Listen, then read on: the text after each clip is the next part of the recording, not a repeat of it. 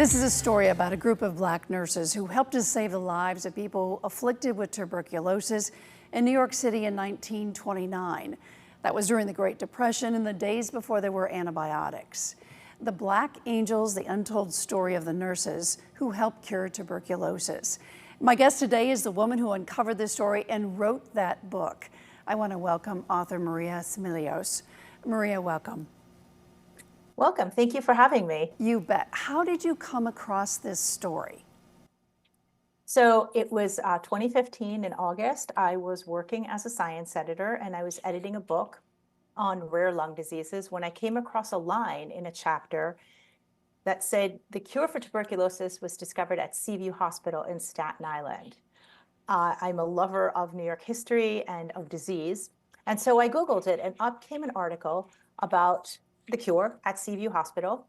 And tucked alongside of it was this little article about this cadre of nurses called the Black Angels. And so my curiosity was piqued. On some whim, I called the Staten Island Museum.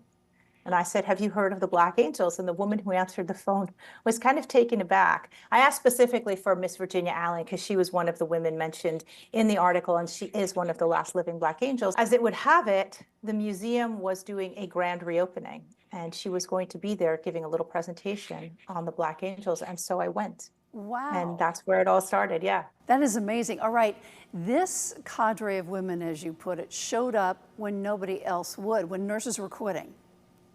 Yes, they did. So what ended up happening was in 1929, it was the end of what many considered a really, glorious era, depending on who you were and how you looked at it.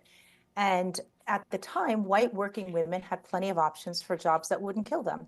So they decided that they were going to walk out of Seaview Hospital, which had been known as the, quote, pest house. It was underfunded and it was woefully understaffed, and it served the city's poorest, which were immigrants and African Americans who had migrated up from the South. And these people were sent to Seaview to languish and die because at the time there was no cure for tuberculosis. There wasn't even a remedy. Basically, it was you were rolled out on a porch with sunshine and fresh air and, prayers. This story is resonating with a lot of people. You've been asked to speak extensively about it. Why are people so curious about this? Just probably because they've never heard the story before? It's a great story about New York history, about a time that is known globally, the Great Depression, World War II.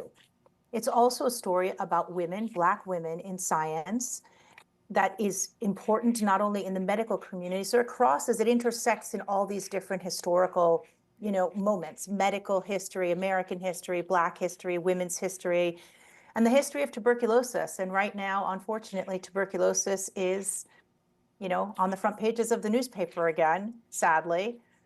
And I think people are drawn to the story, not just because of what these women did, but it is a feel-good story in the end. It is a story of triumph. And finally, when you wrote your last sentence in this book, what is it that you learned and in turn tell others? The ending of the book ends with the same words that the prologue ends. And I wanted it to bookend that, which is Black Angels. And we learn at the very end of the book on the last page how they got their name, which was from the patients. The epilogue of the book ends on my second main nurse and what she did in the community. And I remember writing that line, and this was a woman who had devoted her life to wanting equality for Black nurses and wanting a better world. And she I don't want to give away the ending, but the end of it is really a moment of humanity. And when I wrote it, and now looking back on it, I still kind of become overwhelmed from it because this is such a story of triumph. It is a story that reminds us there will always be people who are willing to step up and take care of the rest of us and risk their lives on the front lines to make the world a better place. Maria, thank you so much for being on. I really appreciate it. Thank you so much for having me. And take good care. Thank you. And for more on author Maria Smilios and her book, The Black Angels, the untold story of the nurses who helped cure tuberculosis, Go to WTNH.com or the News 8 app.